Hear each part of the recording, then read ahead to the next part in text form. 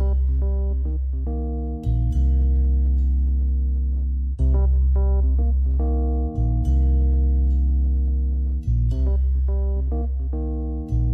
and welcome to another episode of Video Game Logic. Today's episode was recorded on September the 17th, 2019. I'm your host, Gaming Psychologist, and with me, as always, the enviable and enlightened... The Caffeine Rage. On today's show, we will of course be discussing the games that we have played this week. A parliamentary committee recommends banning the loot box sales to children. Fallout 76's fridge pricing leaves fans cold. US gamer jailed over swatting death. The ESA proposes rebranding E3 2020 as Fan Media and Influencer Festival and leaked documents. We'll be talking about the all-new Steam library design. We will have our weekly community corner and a Steam weekly discovery queue. Timestamps will be in the show notes following their respective topics. Hello, Rach. Hello, how are you doing? Hey, that's usually what I ask. I'm good. I decided to steal it. You did. Well, I know that you had an interesting weekend, so I thought I'd lead it into you. I did have an interesting weekend. I didn't do anything I intended to do. Katie was sick, so my intent was to play Gears 4 this weekend, the entire story, or most of it, and then potentially by this coming weekend do Gears 5. But Katie was sick all weekend, so I was hanging out with my kid the whole time, and we got into No Man's Sky, so I'll be talking about that today. That was fun. Then, yesterday, I was in a car wreck, so that was not fun. I mentioned it on Discord. Anyone who was watching, we're okay. No, major injuries or anything, just some damage. We got rear-ended. Just some damage to the back of the car. So, wrecked him? Yeah. Damn near killed him? No? Damn near killed him. I honestly couldn't believe that we didn't do more damage to this lady's car. We had dropped my car off at the shop. It was getting a airbag replacement for... My car had a recall on it. So we dropped it off to get the airbags replaced. Change the sticker on the banana. Yes. And we were coming home. For anyone who doesn't know, I drive a bright yellow Dodge Charger. So. Because of course you do. Because of course I do. So then we were coming home, and this lady rear-ends us, and my wife's car has got a trailer hitch on the back of it. And I can't believe... I think that this lady's car, rode up on our car a little bit. Otherwise, that trailer hitch... Yeah, otherwise that trailer hitch would have punched right through the middle of the front bumper on this car. It was a Cadillac CTSV, for anyone who knows anything about Cadillac cars. TOA. Hi-oh. This lady was very unhappy, which I understand. She just, rear-ended somebody. She was nice enough. She was like a chain-smoking old lady. I think she smoked 5 cigarettes while we were there, waiting on the cop and then the police report and everything. So, that was that. We wound up canceling community game night last night, just because that was, car wreck, having to deal with all that stuff. So...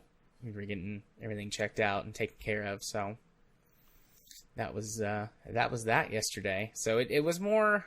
I mean, my weekend wasn't terrible. It wasn't too interesting, I don't guess, but yesterday was. So we will be seeing how that turns out over the next couple of weeks, getting her car fixed. Most of the damage, I think, is superficial. It caved in the so my wife's car is a Chrysler Pacifica. It's a little bitty, crossover type SUV thing. It's got a hatch on the back that pops up. That's all caved in and smashed. So that'll have to be replaced. And then there's some damage to the bumper. And I've looked at it a couple of times. And I'm pretty sure I'm not seeing things. I think it bent the trailer hitch down. So I don't know what they'll be doing to that. It could be an optical illusion because the bumper's damaged and kind of hanging a little low, so it might be just making it look like go get the bubble level bent. I could do that, actually. I could do that. So I'm the one that thought of the level. I haven't thought too much about it. After we got home and everything and everybody was okay, I just went inside and well, that's a problem that we'll have to deal with later because the police report's filed. It'll take like 3 days before we can get that and send it off to insurance and let them do their thing, and they'll fight and negotiate for 6 to 8 years, and by the time they're ready to fix the car, it will have rusted away to dust. So that's a problem for another day. What about you? How was your day, your weekend, your stuff? Well, my weekend was also very busy, but also didn't end up doing really what I wanted because ended up meeting someone. So I've been chatting with her for quite a while. So I've been distracted. Indeed, you have. Sorry, Indeed, what? You have. Okay, so I show up late twice in a row because I've been talking to her. Yes. And I will just leave it at that. You can talk as much or as little as you want about that. I think I'll keep a little bit to the chest for now. Fair enough. But I did this is a game I've been working on for 2 weeks now, trying to get far enough to actually talk about it. Okay. It is Night Call. I'm having the Steam link in the show notes, but this is from the Xbox Game Pass. This is drawing a little bit of inspiration from Papers, Please, where you're doing a mundane job, but it throws a bit of a twist in it. Outside of that, not really. Not as much as you probably would think. That's a handy jumping off point. I absolutely love the art style. It has this really minimal, or well, not quite minimalist, but a monotone, almost noir feel to it, where you are a cab driver, and you are essentially being blackmailed into helping the police to solve one of several crimes or several different stories, which are essentially just different modes as far as I could tell. The one I'm doing is the Judd storyline. So you were jumped by this serial killer that's running around Paris. Mm-hmm. And the police are blackmailing you because you're there under an assumed name. They never actually say who you are or what you did, at least as far as I got. But it's implied that, you did some bad shit from in the Middle East, and you escaped as a refugee, and you took an assumed name, and you're a taxi driver now. So the essence of Night Call is a mixture of a taxi driver simulator with visual novel and a light detective game. So let's talk about the taxi first. It's a pretty bare bones system where you're just trying to manage your time and your clients while still also trying to get some time in to investigate the crime that you're trying to solve. You're shown an world map of Paris, and you just go click drive, pick up your clients, go to the various investigation scenes, but you also have to make sure that you keep gassed up, and and this is also the sort of the business simulation aspect of it, where you have to keep your job. So you have to do a certain number of clients in order to essentially not go bankrupt, because if you go bankrupt, the cab company fires you, and then you're no use of the police, and the district attorney, or the French version of it, wants someone to be prosecuted because this is 5 or 6 murders in a row from this serial killer, at least in this particular story. So they would just throw you in jail because they have to look like they're doing something, and hey, here's someone under an assumed name. So it's pretty bare bones in that aspect. But where the game really shines is it's essentially a visual novel, or a series of visual novels. So every client that you pick up is unique, and there's a pool of about 50 of them that you can pull from, and some of them are pretty serious stories. There was one woman that had just dropped her lover off at the airport, and she was going to lose her. She was there in Paris for a short time, essentially a vacation fling. And you have the option to talk to her to try to convince her to go back, or just to let go of the past, that, it was just a short time thing. I actually talked her into going back to, and emptying out her bank account and chase after her woman. And there's no real right or wrong answers. It's more of a general choice, and it kind of branches out. But the thing is, that's kind of where it falls flat a little bit, is that there's only so much of a pool of passengers. So eventually you're going to start running into the same passengers over and over again if you start replaying this. And for a $20 game, that's kind of a bad thing, right? Yeah. Well, to be fair, I'm playing on Game Pass, so that's a little different, but still. But then there's some wacky ones. There's some weird ones. Like, at one point you pull up and a cat gets into the cab. And, okay. And it has a piece of paper on you to take it to the train station. And, you're taking it to the train station and you're having this one-sided conversation with this cat that's just sitting in the back seat staring at you. Then, as it gets out, you're figuring out, oh, it's a stray. It's trying to escape the city. And, or at least that particular version of the story. There may be different versions. And it gives you a big tip if you're kind to it. And there's a lot of little moral choice aspects of, are you going to help out these particular passengers or not?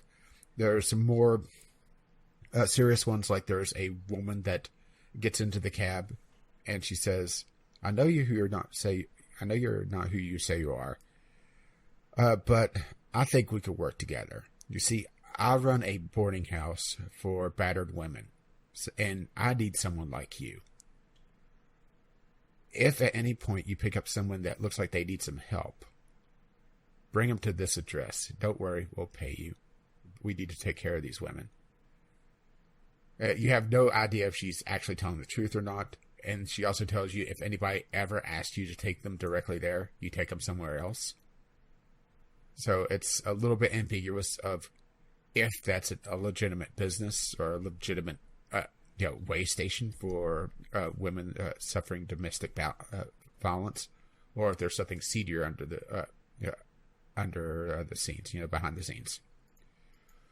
And like I said, it's a really interesting game. It just feels like it's not done well enough for its price tag. Mm-hmm.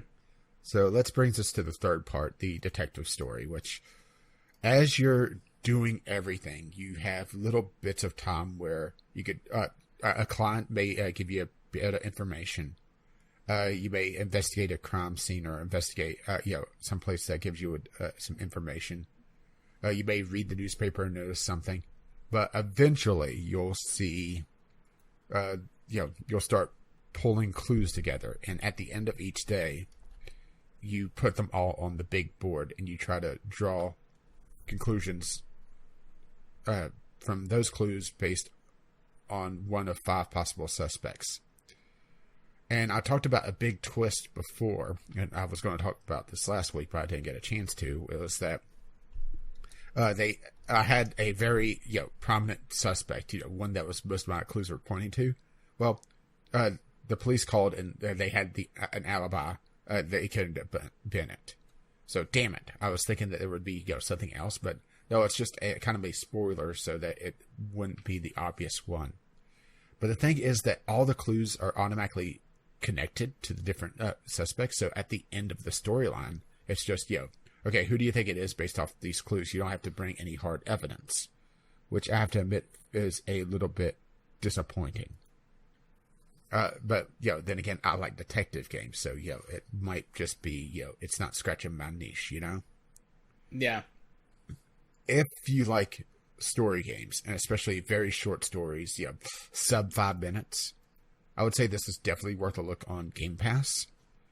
It's very hard to really recommend it anywhere else unless it goes on a deep discount, because I'm just looking at this price on Steam and thinking, wow, no way in hell. There's a good reason why it's mixed reviews, and that's it.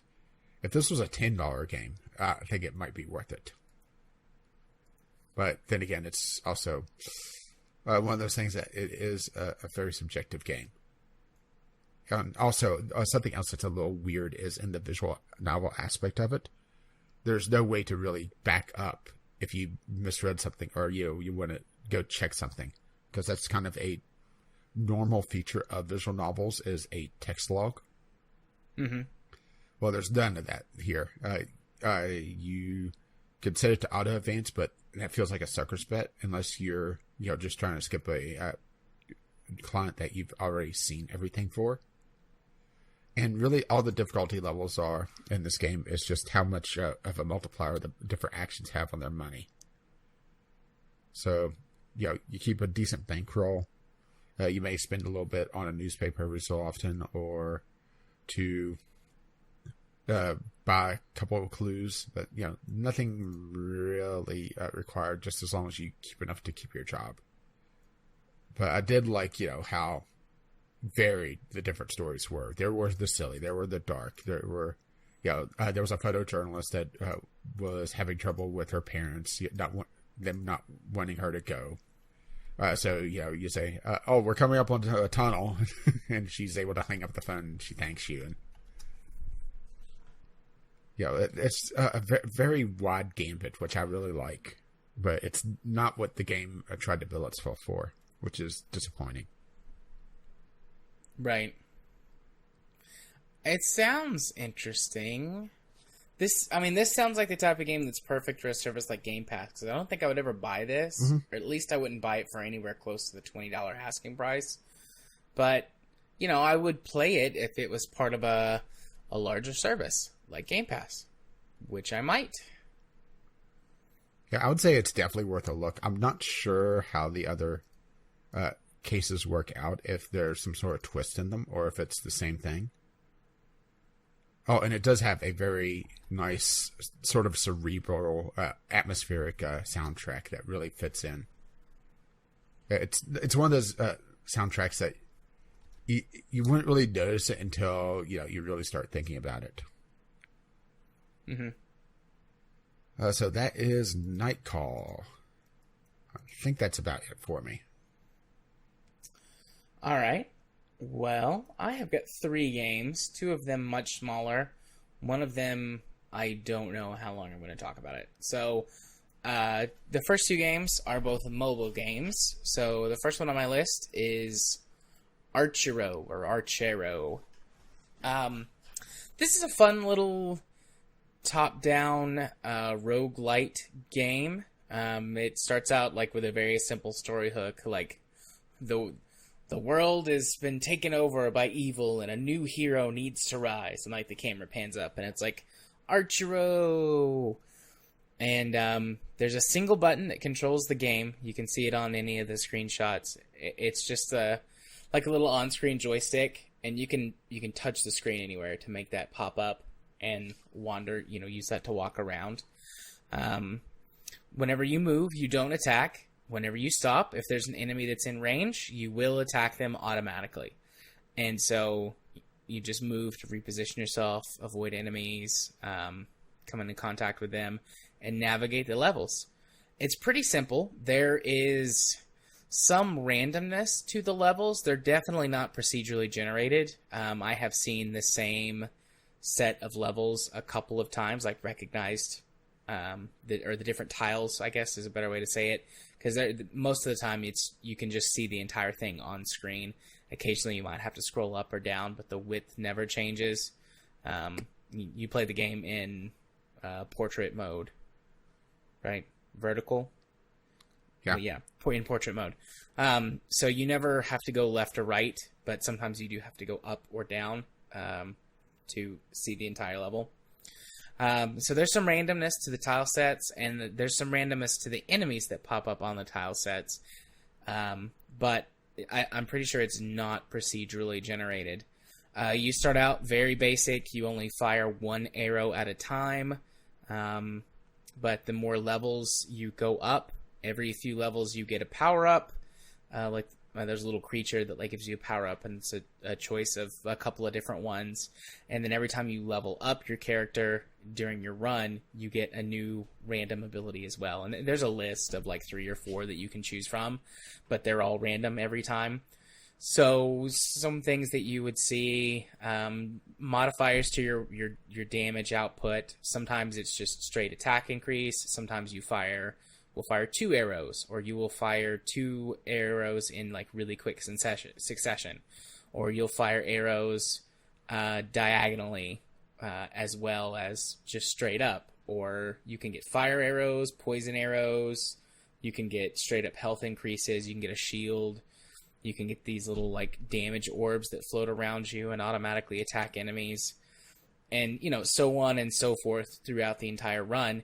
And you get through as many levels as you can, you die, and you earn a currency that can be applied to level ups that carry with you to, of course, make the next run a little better, or go a little better for you. So you can get like permanent damage increases, permanent health increases, additional power-ups, like you can get like a starting power-up, for example, or you can get bonus power-ups. Like every 5 levels, you'll get 2 power-ups instead of just 1. Things like that. There's a few that I have not unlocked. The price for them goes up the more you unlock. So I've just been kind of working my way through them and seeing what all the different ones are. It has in-game ads, and it's got, an in-game cash shop. I mean, it's a mobile game. What do you expect, right? But it honestly has not been too intrusive. I haven't seen a single ad while I've been playing, which is good. Some issues that I've ran into with this type of game is it's like every time you complete a stage, you get an ad. But in this, I've only seen ads when I've died and have been taken back to the menu. It'll show me an ad. And then sometimes whenever I go to start, an ad will pop up, and then my run will start, and then I won't see another ad until I die. There could be a certain point if you get a really long run, because it looks like there's achievements all the way through like hundreds of levels where that you would see ads in between. I'd imagine that every so often you'd still get an ad, but it's not like every single stage, which is good. There are definitely certain power-ups that I have found that are better than others. Some of them are more situational, some of them more useful all the time. Generally, there are 3 different types of enemies. There's a ranged enemy, and there's different variations of that, of course. Some will like lob grenades, some shoot things at a straight line, so they also hit any terrain that would block your shots as well. Some of them fire only diagonally, bouncy projectiles. You're kind of sort of, I guess, bullet hell shmuppy kind of stuff. There's enemies that directly try and close in with you and attack in close combat, and then there are also enemies that just kind of randomly move around the level, and if you hit them, then they deal damage. So, pretty straightforward, pretty fun. I think there's some stuff on the store page about like cosmetics and different like hero skins. I haven't seen any of that. There's a whole section that I haven't unlocked that I think opens up when I hit level 20. When I get past level 20. I've gotten to level 20 a couple of times, but I keep getting killed by the second boss. The game controls pretty well. It's really simple. Just one sort of control, one button. It feels responsive. It doesn't feel like weird or skewed or anything like sometimes how mobile games will. And since you can tap the screen anywhere and have the joystick pop up, it's never really in my view or blocking the screen, which is good, because that's another issue with a lot of mobile games that are like this, that are a little more active. So, it's a pretty fun little game. I played it for, I think, a couple hours in total. The new game launcher actually can tell me how long I've played games for. Let me see. I have played it for 1 hour and 29 minutes. And as far as mobile games go, that's pretty good for me. It's not often that I play mobile games for more than like 30 minutes and then just like, this is enough, and quit. So that's pretty good. Also, update on Gears Pop. I have played that game for a total of 9 hours and 8 minutes. So that's something. I guess I really like Gears Pop. But yeah, if you like this type of game, it's definitely a pretty good one. No egregious or major issues that I have ran into so far. Second mobile game I played this week, Airline Manager Tycoon 2019. This game is really good, but if you don't like this type of thing, you would hate it. So it is a airline, as it states, Airline Manager Tycoon game. It's got two modes, professional mode and tycoon mode. Professional mode is in real time. And then tycoon mode is time runs at like 3 point something times faster than real time. Ooh. It's like the whole game passes in like a day is 7 hours in the accelerated version. So either way, it's a bit of a sort of come back and check on it type of game. The game runs at 7 times normal time. I got that backwards. It's like every 3 hours and something is a day in game. I'm playing it on professional mode because I actually wanted to try and play the game in real time. There's an old like Flash game that I played at one point in time that was this. It was like a real-time airline management game, and I used to play the shit out of that many years ago. And for some reason, it just popped up like I had an itch to play this game, or to play a game like that. And so I browsed around on the Play Store a little bit and found this as a pretty highly rated game. It's another freebie. There is, an in-app purchases and things of that nature. Occasionally an ad will pop up, although they are also very few and far between in this game. I think they're really trying to entice people to buy in. The game has got 3 primary currencies. There is cash, research points. No, there's 4 currencies. Cash, research points, some kind of ticket system that I don't think you can buy the tickets. They're like little bonus things that you can get and spend on like a rotating shop of things like boosters and cash and aircraft and things. And then there's like credits, which are the premium currency. The game gives you like 150 credits to start, and I just spent all of that on research to give myself a boost starting out. But I mean, the game operates, I suppose, as close to real life as a mobile app could. You have to do things like purchase time and gates at different airports around the world. It takes things like fuel and wear, like based on real, sort of statistics and information that's put out by these airplane manufacturers into account. And so, different planes present different economic prospects to you based on fuel cost and size, distance that they're being flown.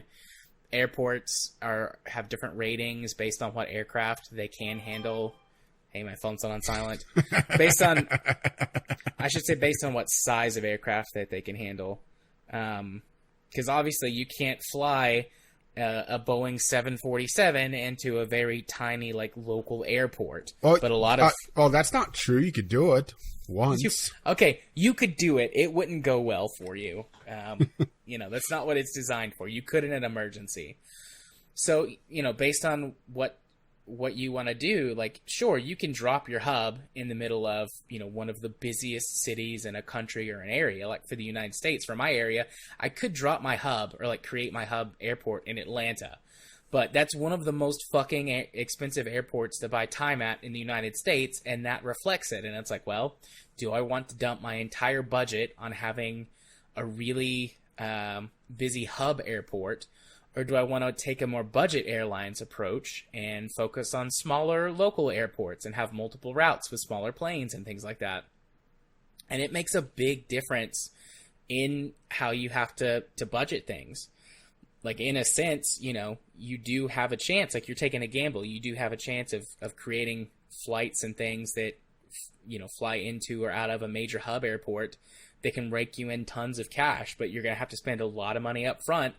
And especially at the beginning of the game, when I didn't know exactly what I was doing, I stand a good chance of fucking up and entering sort of a death spiral early on.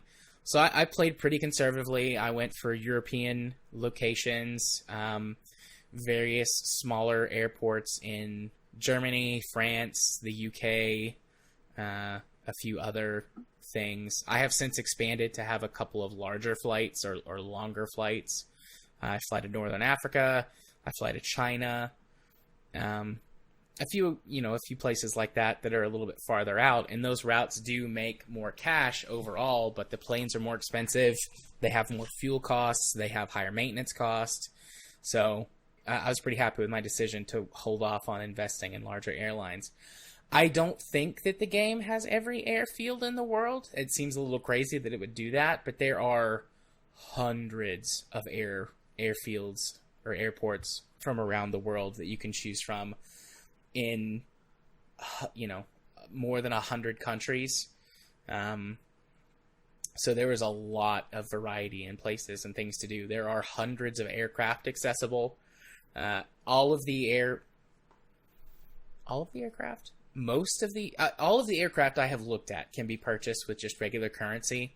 There are a few sort of special things like Concorde. You have to either purchase that from the shop with like 50,000 tickets or buy that with premium currency if you want to run the Concorde.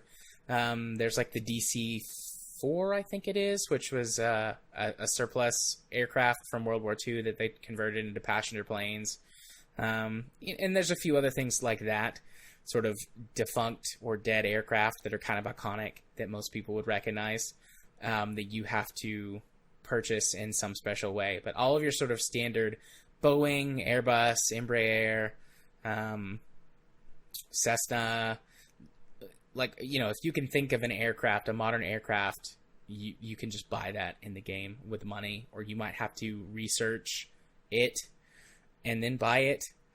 The research is a little weird. Some of it makes sense. Through research, you create better marketing strategies to increase ticket sales, or you figure out cost-saving tip things for maintenance or whatever. That makes sense. But then there's certain aircraft that you just can't get until you research that specific aircraft. And it's like, I'm not Boeing. What do I need to research specifically this Boeing thing? So that feels like something that's in there that's sort of progression's sake, to kind of slow you down and maybe encourage you to spend money in the premium shop.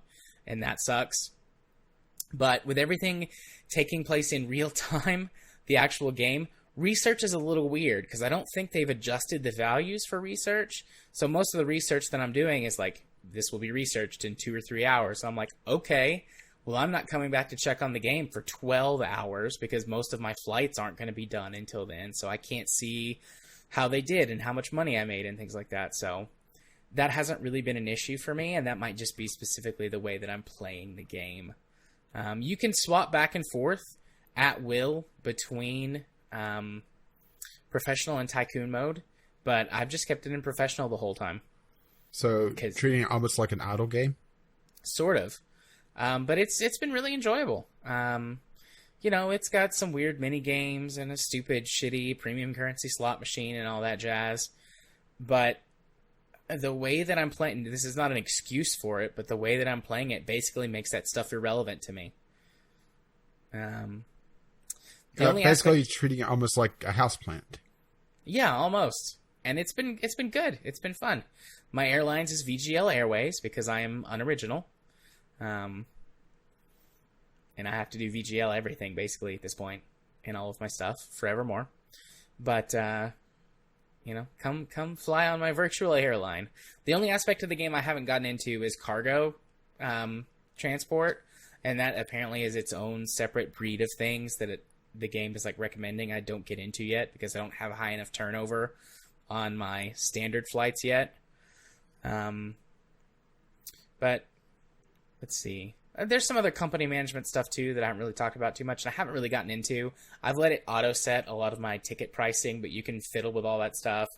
You can auto set your flight schedules, although I fiddle with that quite a bit to try and squeeze as many flights in as I can every day. Maximize that cash flow. You can hire and fire people. You can hire contract workers. You can have different types of managers and executives that do certain things. I think it's got some bloat built into the game. If you hire way more people than you need, you start to run into bureaucratic issues because there's some things that give you penalties if you hire more people. You have sort of staff morale to keep up with. You can do things like offer raises and benefits, and you can do pay cuts. You can contract people's jobs out. It gets pretty deep in the weeds on some of the simulation stuff, which is nice to see in a free app game. Yeah, this actually sounds quite a bit like my jam, you know? I'm actually rather impressed with this. I was expecting it to be rather hollow. Yeah. Honestly, I was worried it was going to be. And there could be a certain point in the game where it's just like, oh, like there's no more to do? Okay, well, this is boring. But I've been playing it for several days now.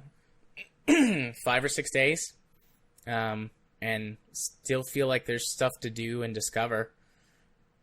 Again, that could be the nature of the way that I'm playing it, because it's only been 5 or 6 days, whereas in most sort of business or tycoon games, you play them for 5 days, and you've got like 10 years worth of time in game, so who knows how this could turn out. I haven't had to pay back my loans yet. The game gives you like real life? Just run that debt. The game gives you like $500 million to start with, which is like, holy shit, $500 million, but aircraft and airport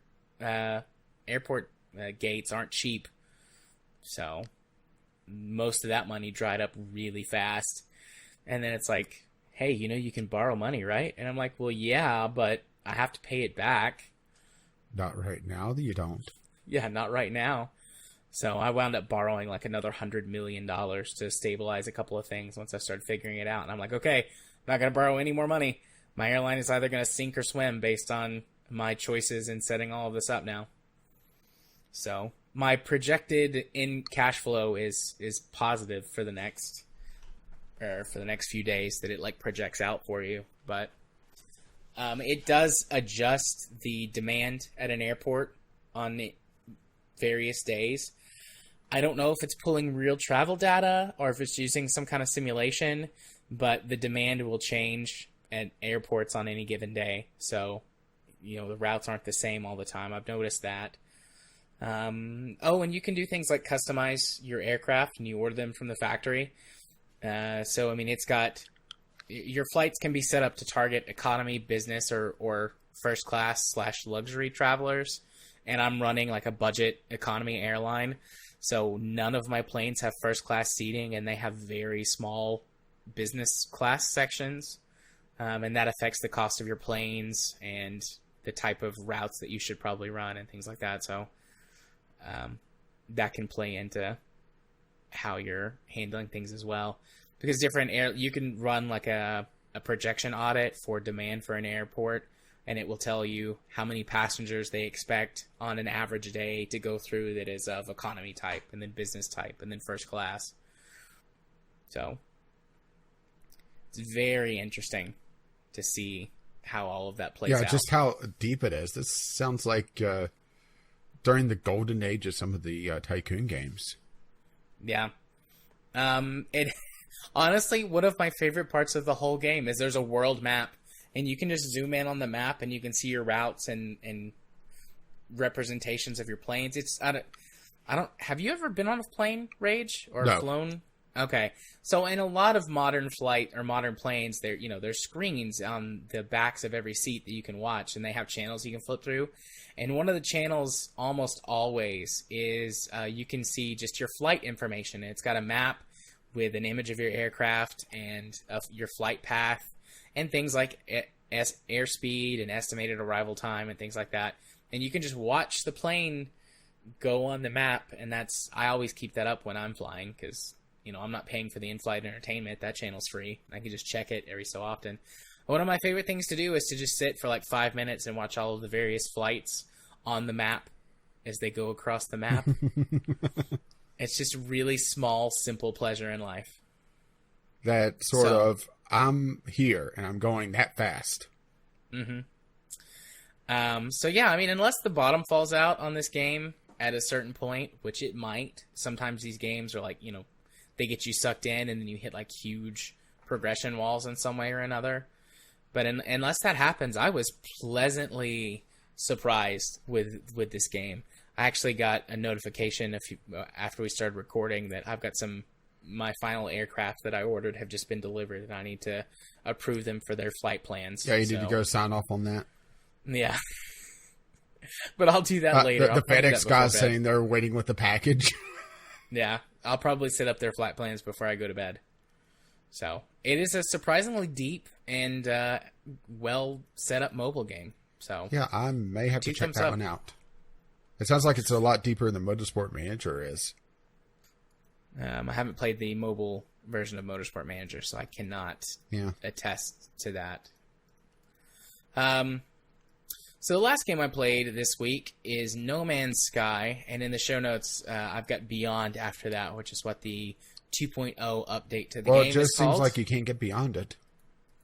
But this will be I believe the third time I've talked about No Man's Sky in total. I talked about it at release because I bought it at release. In general, my feelings about it at that time were, because of the type of gamer that I am, I enjoyed some of the time that I spent with it, but God, it was full of problems. The second time I played it was after, I believe, the next update, which was like 1.2 or 1.3, something like that. And my general thoughts on it were like, okay, they have fixed a whole bunch of shit. They've added a bunch of things that make this game a lot more interesting. Pretty solid. Might be worth looking into, even if this isn't typically your jam, because there's a lot more to offer now. Very general top-down thoughts on it at this point. I think that this is probably as close as they're going to be able to get to all the promises they made. It's got a ton of stuff in it. Jesus. Every complaint that I had has been addressed in some way or another. So, first of all, the biggest issue that I had with it, period, is performance. The game did not run well on AMD hardware, and I've got an AMD GPU in my machine, and, God help us trying to run this game on an integrated GPU, which they said that they've worked on that too, but I'm not going to mess with it to find out. But they have done a ton of performance tweaks in general. They laid them all out in the huge patch notes for 2.0, but essentially they're not using... The biggest thing is they're not using OpenGL anymore. They switched it over to Vulkan, and it runs much better right out of the gate. The PC version also has a full proper options menu now, with the multiple levels to all of the different options, so you can dial in your performance specifically. But after dialing in the performance a bit, I've not had any dips below 60. The game tends to run for me at around 90 to 100 frames per second. I don't typically use VSync in games. I have experienced some screen tearing, particularly in space stations and on my freighter. So I have experimented with VSync on or off. With VSync on, the frame rate dips below 60 in places. With it off, it's never dips below 60. So I haven't decided exactly how I want to go with it there, but the screen tearing isn't bad enough that it's like hurting my eyes or anything, or like ruining the experience. So, on that front, I just have to decide, how I want to do it. But the game still looks excellent. I don't know if they did things like any upgrades to like textures or anything like that. The game looks gorgeous. It's always looked gorgeous. It's not so originally, and even into the next update, it was a lot of palette swaps when for different planets and things. I have not experienced that as much. I started over a completely new playthrough just because I wanted to see the major differences in the game, the lead up, the early game, how long it took to get to certain things. And I've explored quite a few planets, quite a few systems, and I haven't really felt like it's been palette swappy. There are some things that I can see like, oh yeah, that's, very closely generated and looking like that other thing over there. That is still an issue. I think that will always be an issue that they will never be able to fix. There's just only so much you can do with procedural generation within the limits that you have to confine it to. But for things in general, just like the general look and feel of planets and weather effects and things like that, I think they've done a lot to make it feel a lot less palette swappy. I've definitely felt like I've ran into a lot more interesting, unique planets and environments than I have in my previous playthroughs. And I've got nearly 100 hours in this game at this point across all 3 iterations so far. So, I mean, it could be more extensive for sure based on the size of this game, but also that's a shitload of time for sort of your average person to put into a game. And I feel like I'm finding unique experiences. I'm finding a lot less broken shit In fact, I haven't found anything that has been like a buried building where an objective is in the ground inside the building, or buildings that spawn without doors or things like that. Or you just have to get the dig tool out. Oh, wait, wrong game. There is a dig tool, actually. Oh, I was thinking Astrodeer. Gotcha. It's the terrain manipulator tool, but I mean, you use it for digging and then building up terrain. But you know, I haven't experienced any of that. There is stuff underground that you're supposed to find and sort of excavate, with some of the new missions and exploration things like artifacts and things like that that you dig up. But anyways, the game feels a lot less buggy. It has crashed on me once since I've been playing it, which sucks. But, you know, there's lots of PC games that crash. It hasn't crashed copious amounts of times like it did in the early days. So as far as stability goes, much more stable overall. A lot more unique. I feel like they fixed a lot of the bugs with it. No more weird graphical glitches, which I think that was because I was on AMD hardware and it just didn't agree with AMD hardware. But I haven't experienced any weird flickering or palette issues or textures being replaced or not loading. Like, I haven't experienced any of that. More unique experiences. I ran into something today I'd never seen before. I landed on a space station. So the way that you upgrade your suit has changed since in previous games. The way that everything is upgraded is different, and it's way better than previously. Used to, you had to find upgrades for your spacesuit on planets in these little like cargo drop pods, and now you can just, every time you go to a new system, a space station has the one. You can just purchase it, and then go on about your merry way. So you get more reliable, regular spacesuit upgrades. So every time I go to a system, the first thing I do is pop by the station, buy a spacesuit upgrade, see if there's any good missions on the board, learn some new words from my alien buddies, and then move on. I land at this space station and it's abandoned and broken down and covered in like this weird goo stuff. And I've never seen that before. And it was actually really creepy, like really atmospheric, creepy. There weren't any monsters, no jump scares, nothing like that. But it just like felt ominous, which was nice. I had felt that a couple of times previously playing, like landing on a desolate planet with no atmosphere or with like lightning storms on it or something like that. Just like the eerie blackness and silence in space. And this felt a lot like, honestly, like I was in an Alien, like I was in Alien, and the xenomorph was stalking me, and it just didn't like come out to get me. That's what it felt like. And I was like, oh fuck, I gotta get out of here. Or some of the Alan Wake stuff. Yeah, or some of the Alan Wake stuff. I was like, I gotta get out of here. So I hightailed it back to my ship and I left. I think there was actually some stuff I left on the station, but I don't like to be scared, and it was making me scared, so I left. And I had never seen or experienced that before, so I don't know if that's brand new or if that's something that just has a low chance of finding, and I actually stumbled across it. But that was an interesting new experience that the game gave me. Other changes that have happened, the entire progression system is completely different, but it's so much better. In the initial game, it was just grindy as fuck. Everything was just grind, and it got really tedious really fast. By the time when I played it the second time, they had introduced this mission system where you got some people who came to your base, and you progressed through a storyline, and they gave you all of your base upgrades and parts and things for like your exocraft, which are like a little rover, and that came in a few different varieties, but your rovers and things like that to build your base up. And that was less grindy, but still grindy.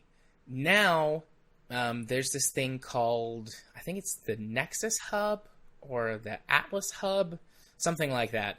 And you get it very early on, and you through that you get access to all kinds of upgrades, whether you can just buy the upgrades for your base. You do have to collect something called salvage material, so there's still a little bit of a grind to it. and if you hate grinding at all, it's probably too much grinding, but you just collect them naturally through the course of exploration.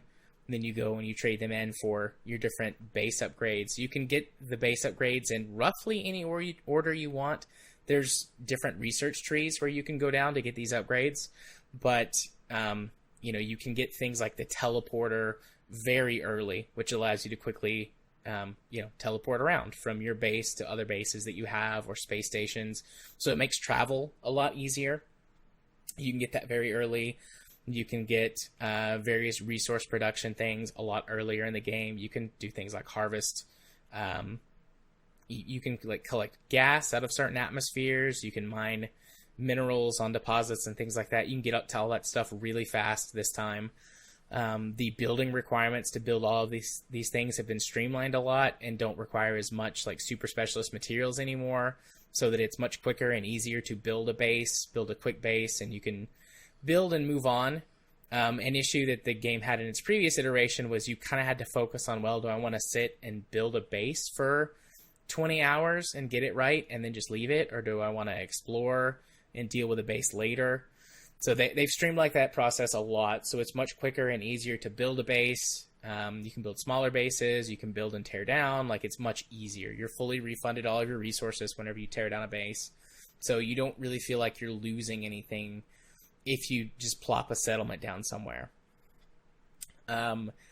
Acquiring multiple ships is much easier now. I mean, you could just buy them before, but there was some weird shenanigans involved with having multiple ships if you didn't have a freighter yet, and now you can have a small fleet of ships even if you don't have a freighter. The game just sort of you've got an infinite pocket that all of this stuff goes in, and you can just summon any of it at will. So a lot more convenient with things like that. No more tedious wandering around and kind of breaking the game to do stuff. It's just it's in my interdimensional pocket. And the game kind of actually explains that for some stuff. The game has got actual story now. It's not just all lore and exploration. There are several story threads that the game lets you pull on. And one of the things they explain away is multiplayer stuff.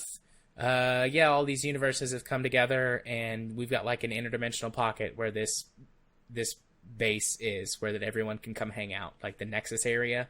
And it's that's where your stuff goes. And you're oh, sweet, cool. So I can just put it in my interdimensional back pocket. Which honestly, in hammer space. Yeah. Which honestly, it's a video game. Fucking yeah, I want an interdimensional back pocket, So that's great.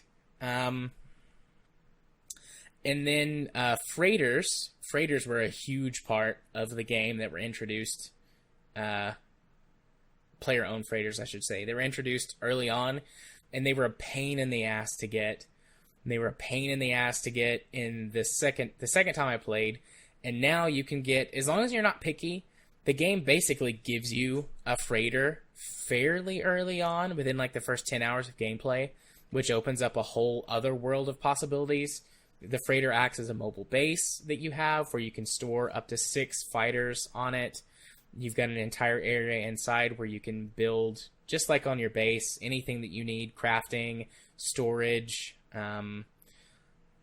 farming facilities to grow different various plants or other materials. So tons and tons of stuff that you can do. There's a fleet system, which existed in the game last time, but it was buggy and broken as hell. And it actually works now, where that you can get other ships to be a part of your fleet, send them on missions, where that they can recover resources for you, earn you money, that sort of thing. And also, they've added tons of really cool flavor text and dialogue, where that you can read mission logs that your ships go on, can tell you what happened. There'll be a log report. It's encountered pirates. They refused to stand down. They tried to jam our targeting computers, so we put them on manual. Our crew members were very happy to blast them out of the sky. And then it tells you what they got from the salvage. So that system is really good now, it seems, and much less broken. I haven't run into any problems with that at all. And all of this stuff is given to you within the first 10 to 12 hours of your playthrough. You're introduced to all of these things really quickly. The game doesn't spend 40 hours making you grind to get one of these things. It's just like, hey, here's all this stuff. Go have fun in our playground. You can learn more about the story if you want to. Or, like, one of the story things is basically, like, to tell everyone to fuck off. I'm going to go do my own thing. Like, there's 3 major story threads. One of them is the Artemis storyline, and he's, like, a dude who is also a traveler like you, who's trapped in the interdimensional pocket, and it's a way to get a bunch of lore and backstory and to get some equipment, some other equipment fairly early on, like some suit upgrades and stuff. There's the Atlas Path, which has always existed in the game, which is where you're tracking down these weird space monoliths that lead you towards the center of the galaxy. And then there's these 2 dudes hanging out on the space station, or in the Nexus hub, they're not hippies, but they're like super fucking carefree. And they're just like, hey, you can go do whatever you want. Here's some coordinates to a cool thing if you want to go check that out, or not. We don't care. And you can like just set that as your main path, and it just gives you a little marker to where the Atlas hub is in your system. And then you can go do whatever the fuck you want. So, multiplayer, I haven't experienced multiplayer yet, aside from being in the hub. There's like usually 10 or 12 people running around in the hub, but there's no way to really grief or hurt other people. There's special missions that you can go on together, which I haven't even unlocked those yet. But I do see people, you know, so-and-so is starting a mission in the Nexus hub. I haven't unlocked that yet, so I don't know how those work. Apparently, according to the patch notes, up to 32 people can play together on PC now, in the same localized space. So that's pretty cool. But like I said, I haven't really done much with that yet. So, you know, it's weird to think about this. Like, No Man's Sky was generally a piece of shit in the beginning unless you really loved that type of game. And then in the middle, it was pretty good, and I could feel comfortable recommending it, but it still had some caveats. But now it's just a good fucking game. Like, you know, for all the shit we've given it over the years, they stuck with it, and they made it a good fucking game. And in the environment that exists today, where most games are full of loot boxes and microtransactions and bullshit, the fact that they've done 3 years of updates that have not been DLCs, or, you know, that they've not put microtransactions or slot machines or anything into this game. They've just kept their heads down, you know, their noses to the grindstone, and have worked really hard to make the initial game that they promised. I gotta give them credit for that. You know, anything could happen from this point on that could fuck all that up. You know, it's not like I'm giving them a pass, and now if they do something shitty, like, I'm okay with it. But where it stands, it's a good game that I could easily recommend to anybody who likes exploration and crafting games, or just sci-fi stuff in general. You want to go explore a cool world. Like, as long as it'll, you know, your PC meets the hardware requirements to play the game, next time it's on sale, buy it. It's a good fucking game. Yeah, it's just so hard for me to really want to support it because of how it launched and all the Sean Murray lies. I know that's being probably petty at this point. But, I mean, everybody is, you know, genuinely, like, both you personally and the royal you of people, you know, you're allowed to have your opinions and your view on it. And honestly, I can't fault you. Like, you get one first impression, and for a lot of people, they'll never give something a second chance. Like, that's just part of, you know, human nature, or what, you know, whatever. Like, just how a lot of people approach stuff. I mean, if it was at least broken, that's one thing, but just the outright lies. Yeah. Yeah, I mean, you know, like I said, I can't fault you for that. I totally understand. But, you know, if it shows up on the subscription service, I'll play it, but that's about the only time. Yeah. Well, I mean, it's on Xbox. It might. You never know. But, you know, anyone out there who's listening who has been on the fence about it previously, or has never tried it before, or somehow completely missed it when it launched, it's a good fucking game. It's got a full, like, 2 thumbs up, double-fisted recommend from me at this point. And I intend to keep playing it. I played a shit ton of it with my kid this weekend. He's been able to play games a lot more as his coordination increases. And that definitely is helping it out a little bit in my book. It's something I can do with my son, and we can enjoy our time together with it. But I mean, I've also played it probably a dozen hours on my own outside of that. So it's pulling me back in, and I'm having a good time with it. And I'm probably going to keep playing it for the next few weeks. There's a high likelihood that it's going to wind up on the game club list, or not the game club, the game night list, in the next month or so. So it's a good game. It's a good game, y'all. I like it. And that wraps it up for all the games that I played this week, that we played this week. So if you are ready, we can. Well, did you want to make some tea? I've still got some tea left. It's more lukewarm than hot, but it'll last me a little while longer. So yeah, moving on to our first news topic of the night. This one is probably the big one. Parliamentary committee recommends banning loot box sales to children. So this news story sort of dropped last week, but we held on to it to see what sort of developments were going to come out of it. There was a committee in the UK investigating loot boxes, and they published their findings. The full finding, because it did cover more than just loot boxes in video games. The entire investigation or report or whatever covers a lot of stuff. But the section that pertains to loot boxes, you can go look that up. It's public, and read through the whole thing if you want to. There is a decent amount of legalese in it. But what it boils down to is that they believe that loot boxes constitute gambling. And this is a case where that technology has outpaced the law. And they're recommending that video games with loot box mechanics in them be treated like they are gambling, which has opened up a whole can of shit. Oh, yeah. So, I know the ESA has come out against this. Of course they have, right? Yeah. The church has gotten involved. Yeah, who would have thought the church, right? Yeah, so this broke today. The Church of England has came out in favor of the findings of the report, saying that, they're basically using the think of the children argument as the centerpiece of their argument, and there's a full-on statement you can read for them as well. I saw Jim Sterling did a video on it today. I watched that on my lunch, or when I ate lunch at work.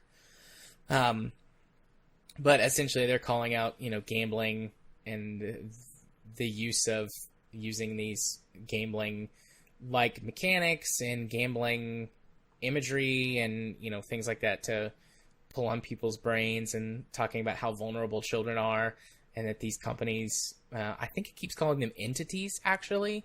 Entities are... Considering, in the U.S., companies are people, right? Yeah.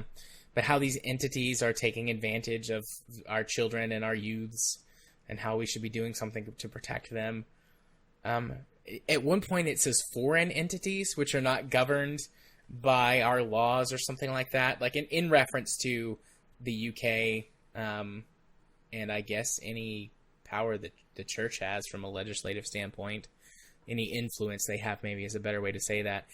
It's interesting to see that, but basically Jesus hates loot boxes, guys. There's the episode title. Jesus hates loot boxes. Very clickbaity, but how could I not? Well, Jim Sterling didn't. I didn't resist it, right? Yeah. And I strive to emulate him as much as I can in my everyday life. Things shoved up my ass and all. So, thanks Satan for you? Thanks Satan for me. Hell yeah. We've discussed this, I feel like at this point ad nauseum, like what could happen with this? What could happen with that? We've seen a couple of countries come out and outright say, they're gambling. Belgium has been the big example. Essentially, they don't allow that, and games that are sold in Belgium either have to have those mechanics completely removed or not be sold in the country. And so we've seen various game publishers handle that in different ways. But the UK, while generally being more sort of liberal leaning than the States, for example, it is still, I think, a little more conservative overall than a lot of European nations. And for them to be saying this and to be making these recommendations and causing this much of a stir, I feel like the clock is ticking at this point on game companies, and Europe as a whole is going to force them down a regulatory path, and there's not really anything they can do at this point. Like, I could be wrong. I don't see the future, but I think that's where this is going. Or if you saw the future, I would imagine you'd have pulled some lottery numbers by now. That's very true. I am very lazy. I don't want to work. So the lottery would be one thing I would put effort into seeing the future on. Yeah, but the interesting thing is how Brexit is going to play into this, because, okay, this is limited to the UK, but they can't really enter into the EU as a whole, can they? Because they're breaking away. They still can at this point, because they're still... Oh, right, they're still stalling. You know, we're up to the biannual stall again. I mean, I don't know all of the ins and outs. This is... I think I have slightly better than a layman's understanding, but I'm not a citizen of Great Britain or the UK or the EU. You know, there's a lot of nuance I could be missing, and plenty of stuff that doesn't show up in my sort of daily news feed. But I believe they still have, you know, aside from making everyone else grumpy, you know, they've made everyone very, very grumpy with them, but they still have the full rights and powers that be within the EU until Brexit officially happens. And that was supposed to happen sometime in October, and I believe it's been pushed back again. So for the time being, they still have all of their ability to sort of present legislation and things like that. So I think that they could still do something about it at this point. And even if they can't, a lot of countries, other countries that are in the EU, that are still in the EU, I don't know the right way to say that, but a lot of other countries are moving forward with their own studies, their own legislation as well. So I think it's only a matter of time before this becomes sort of European-wide. And at that point, you know, Europe as a whole is a massive market that I think is going to put enough pressure on them that it could enact global change. I don't know. Hard to say for sure, but I think that's where this is going at this point. I think it's too late to stop it. The only thing that they can do is try and get out in front of it one way or another, or try and figure out another way to steal people's money. Just switch the model and start all over again? I mean, I wouldn't be surprised if that happened, and then, you know, this sort of, air quotes, arms race starts again. But, you know. Well, it also really comes down to just how they define these at the end. Because if they try to tie it just to a premium currency that is pulling a random item, well, I'm just worried that they're going to end up hitting more than just loot boxes. Because, yeah, law has to be very specific, but we've also seen that mobile games will be scummy as hell and try to get around laws just through just very obtuse loopholes. So I'm just a little concerned about this, really. But yeah, I do think I agree with you that it is the death kill of loot boxes in general. But yeah, it's just, I'm a little concerned about collateral damage and also how it ties into the EU if Brexit happens, because that's a whole nother kettle of fish, because it's just crazy, huh? Yeah. The world we live in is fucking Looney Tunes. Oh, yeah. And then the ESA's response, I don't think that this is in the article. I didn't see it anywhere, but I saw it today. Might try and find later a link for the show notes. But the ESA essentially, I mean, they disagreed heavily And then they were citing things like parental controls and like parental education and things. And this was in the Jim Sterling video, I think, is where I got this from. And essentially, it's like, okay, sure, these are all things you can have in place with your kids. But, you know, if my kid is watching like a Disney movie, I don't have to worry about them trying to steal all of his money, all of my money, while he's actively watching. That's going to happen afterwards when he's like, oh, I want all the toys connected to the thing. But he's not going to be able to, you know, reach into my wallet, get my credit card, and spend money on all of those things here and there. Or have some sort of loot box system where if you pay in, you know, it'll reskin the cartoon. Yeah. You know, I don't have to worry about parental controls, you know, at that point. Like, the parental control is, hey, you said you want to watch a movie. Let's pick out a movie that is age appropriate to you. And then, boom, he can watch this movie and I don't have to worry about it. But if I was to turn him loose with games, fortunately, you know, from my position, I'm obviously very educated in all of this stuff, you know. I've got a huge leg up, and so I could do that. I could navigate that. But I am not the typical parent in that respect. Most parents aren't going to know that. And if you have to have like a fucking course on how to make sure your kid doesn't recklessly spend money or risk developing some type of addiction or addictive behavior. Or the stores have to put in some sort of budgeting system. Yeah. Like, that's too much. That is too much.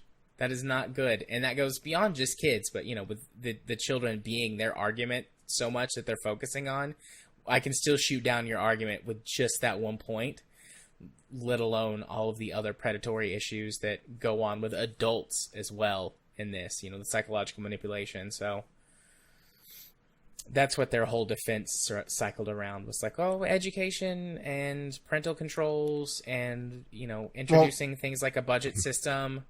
Well, the other thing is what education they put out there, what information they put out there is useless because, well, at least, okay, I'm going to focus on the ESA because that's what I know. In-game transactions is their label for loot boxes, for cosmetics, for DLC, for anything that is bought through the game. It is practically, well, no, it is useless, so no amount of education is going to help when your information is poor. So their premise from the very get-go is flawed because the ESA is so indebted into loot boxes that they're trying to just hold on for as long as possible. Yeah. So, yeah. In this case, or maybe in more than just this case, but fuck the ESA. Fuck them. They deserve everything that they're gonna get. And all then some. I really will be shocked if we don't see regulation, especially should the administration change in the U.S. Of the ESA, since that's the North American version or the American version. You mean the ESRB? ESRB, sorry. Where, well, the ESA is running the ESRB. Or am I thinking wrong here? I don't know, actually. I'm pretty sure the ESA is an ESRB privacy certified member, so they are part of it. So I'm going more after the main organization than the ESRB, because the ESRB is just worthless, or practically worthless at this point. I really would be shocked if we don't see some sort of regulation coming in, because that's the big thing with the current administration, is that they're anti-regulation no matter what, which is just asinine. Yes, it is. So I don't see it with this administration. I think as soon as we see an administration change, we're going to start seeing the movement in the U.S. at least. Yeah, I think we will too. Fuck the current administration too. Fuck them. Well, if you get paid enough, sure, but... That is very true. Very true. I feeling feisty. Yeah, really. I'm all fired up. Well, let's cool it off then. Alrighty. I don't know why. That was probably funnier than it should have been. Well, you started, so... I did. I wasn't thinking about the segue, though. Fallout 76's fridge pricing leaves fans cold. And me too. Very cold. Fallout 76. The spoiled fish that keeps on stinking. Indeed. We did not make any sushi out of this. It was very gross. Yeah. This was carp. Let's be perfectly honest here. So, Fallout 76. They broke their promise again. How about that? Because the big thing was that their cash shop was going to be cosmetic only, wasn't it? Yep. Cosmetic only. No buying power. No pay advantages. to win. Well, no pay to win. One of the things about a survival game is looting, gathering stuff. I think that's fair to say, right? Definitely. Well, they put in two things into Fallout 76 in this latest update. Where, a refrigerator that keeps food and drinks fresh for longer. Reduces spoilage rate on food and drink by 50%. And it's a cash shop item only. I mean, just that alone. But also they added in robots that will allow you to collect stuff from around your camp. Yep, a salvage bot. So, why are people defending this still? I don't get this game. So I understand those things being in the game if they were like items you could unlock or research towards or complete missions for, because those would be good rewards to like help ease sort of the burden on busy work in the survival game. It makes sense their inclusion, but the fact that they're cash shop items only is like, well, yeah, this is just someone buying an advantage. And definitely goes against what they said previously. You know, you won't be able to essentially buy power. And that's what this is. And it's not direct power in terms of like buying a more powerful weapon, but it does completely upend the game balance for anyone who buys it and allows them to sort of do more with less. And, save them time and effort and help keep their food around for longer. Also, the pricing on it is fucked up. I mean, you can just expect this from anything, anywhere. Yeah, especially anything that has a premium currency that you don't have a way to easily exchange. Right. Outside of so cash. you have to buy like the fridge is 700 atoms, and the salvage bot is 500 atoms, and those don't directly correlate to any specific price. Because of course so it's they like don't. You've got to spend more than what it would take to buy them, and then you have leftover premium currency. Yeah, and didn't they, in one of the recent updates, cut back on the amount of free atoms you get? I have no idea. I'm pretty sure that I saw that somewhere. So, on top of, being pay to win, they've also reduced the amount of free paid currency. But I think the biggest thing that just shocks me is people that are still playing this game. Yeah.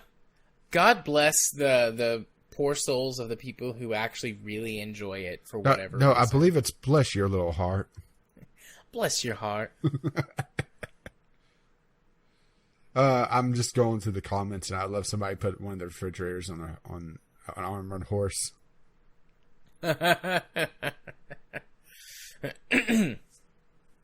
Oh, the days of the of the horse armor. We were so naive back then. Yeah, we should. People that called for the slippery slope. They saw it, huh? They did. I was but a young lad who had no understanding of such things. I mean, technically, I did buy the horse armor because I got the Game of the Year edition. Yeah, I did too. We're part of the problem. Yeah. I don't do that shit anymore. How old was I when Oblivion came out? You're about to make me feel ancient, aren't you? I am.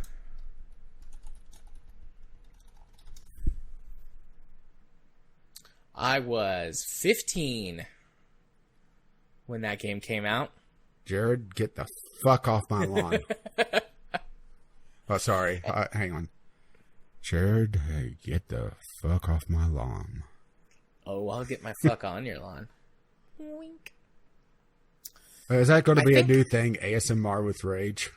Possibly. I think this was the first game that I ever bought expansion or DLC content for that was digital. I mean, I'm sure it existed before then, but I just remember, like, buying expansion. It was you buy the disc.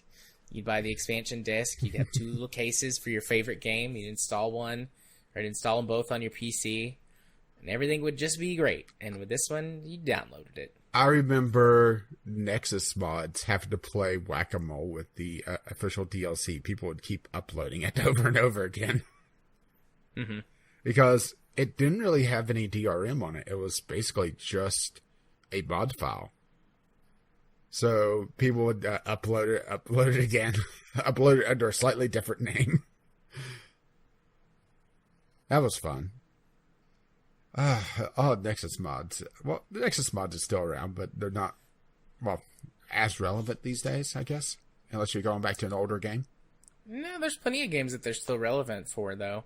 Like, I mean, the things that I guess I'm most people would probably know them for would be the Bethesda titles, Fallouts, Elder Scrolls. But they still have the best selection of mods for the X series of games, for BattleTech, they have the best selection of mods. What other games have I gotten mods from for there? I mean, I still go there. I did get mods for Stardew. Yeah. Euro Truck and American Truck. Mm-hmm. So there's still plenty. I think there's still plenty relevant. I'm a Premium for Life member. Ooh, fancy. On there. Yeah. I'm a freeloader. I was a freeloader for a long time, but I was like, yeah, I'll give some money to Nexus. They definitely have earned it from me over the years. Yeah, how much was the Premium for Life? It was not a lot, because I got bought into it. Oh, I don't know if it was early on. I bought into it several years ago. Like $100 or something like that. I mean, that could be a lot for somebody, for sure. I'm not saying it's like, oh, it's only $100, but I mean, that's a decent size for a microtransaction, right? $100. Yeah. Let's see. So ad-free for life is only a few bucks. The premium for life, I don't think you can buy premium for life anymore. Can you? Yeah, you can't get premium for life anymore. Oh, yeah, you can. It's $50. Oh, they discounted it. So maybe that's what I paid for it. I honestly don't remember. It was years ago when I bought it. It could have been $100 then, and then they've reduced the price over time. But, anyways, yeah. Premium for life. Woo, Nexus mods. Anyways, fuck Bethesda. And fuck Fallout 76. And fuck the ESEA and fuck the ESRB. Yeah. Boy, we are getting people riled up today. So, hey, here's somebody else to fuck. U.S. gamer jailed over swatting death. This isn't as much like a big news topic to talk about, but this is sort of the... wrapping the bow on it. Yeah, so if you guys remember, nearly 2 years ago now, there was that person that was killed during the swatting incident, where the police wound up shooting and killing a man on their porch. The 2 people who actually committed the swatting, which feels weird to say, I don't know if there's a better way to say it, were in jail for a while. The first one was put away for, I think, 20 years earlier this year, and the second member was put in jail for, was it 15 years? I'm not looking at the article. I think he was jailed for 15 years. This one's 15 months. 15 months. The one we're talking about now. This is the guy that ordered the SWAT. This is not the SWATter. This is the SWAT requester. Right. This is the one that lost the bet. But just the fact that swatting has been such a thing is just, well, it says one about, just how idiotic it is, huh? But also just how crazy the police are with their military status, huh? Yeah, we've got a huge problem in America with the way... And boy, I probably opened up a can of worms on that one. Yeah, it's a very interesting issue to talk about, and we've talked about it before. Systemic issues with the American way of life, the American policing system. I don't want to go down that road again. Blanket statement, I don't believe all police officers are bad people. I think in the United States, we've got a big issue with our gun culture, which leads to a whole host of other problems in the way that police often respond to incidents that are much less prominent, if prominent at all, in many other parts of the world. If you want to have a more detailed conversation with me about this, I'd be more than happy to do so over on Discord or directly via Steam, or on Twitter through DMs, or we could set up a Skype date for, whatever would make you happy. Oh, yeah. And we can discuss the nuances of this issue. I'm not opposed to talking about it, but yeah, I don't want to dive down this rabbit hole. At least tonight, right?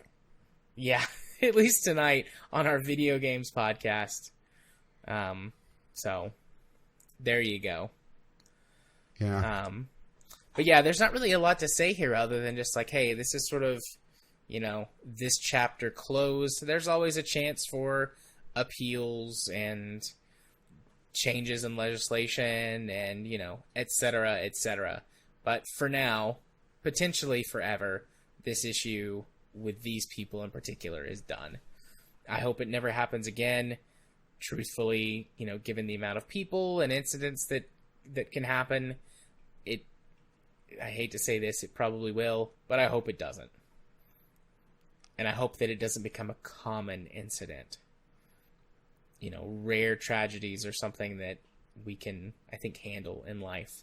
But when it becomes more of a statistic, then that's much more of an issue in my mind. When it becomes so common that we don't even think about it. Yeah. What was it? A single death is a tragedy. A million deaths is a statistic. Yeah. Joseph Stalin. Yeah. I mean, he's not wrong, right? No, he's not wrong.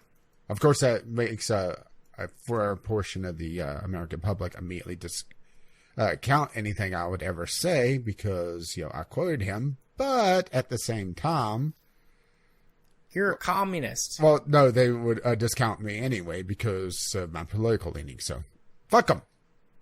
Yeah, fuck them. Fuck the ASA. Fuck Bethesda. And also, it looks like this one woman's wanting to fuck her Tetris game.